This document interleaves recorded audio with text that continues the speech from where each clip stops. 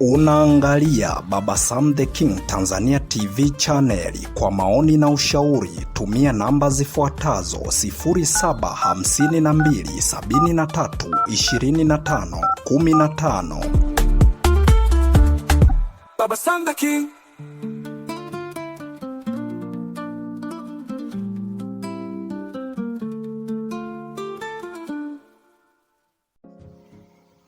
Ahlan wa sahlan wa marhaban bikum, mpenzi msikilizaji wa simulizi za sauti. Karibu tena katika simulizi yetu iitwayo Uvumilivu Wangu. Uvumilivu Wangu ni simulizi ambayo inamhusu binti wa kuitwa Mariam, namna jinsi ambavyo aliweza kukutana na Mikidadi ambaye walifikia hatua ya kupendana sana.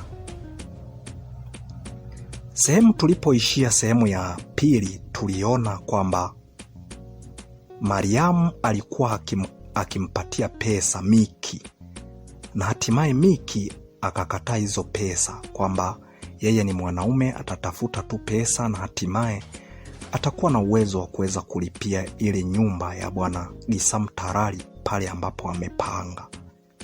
Lakini moja kwa moja tukaona kwamba Mariamu amekasirika. Mariamu amekasirika, ameamua moja kwa moja kwenda kukaa pembeni kwenye nyasi ambazo zilizokuwa zimeota sehemu na pale ambapo walipokuwa wakijadiliana kuhusiana na masuala ya mahali.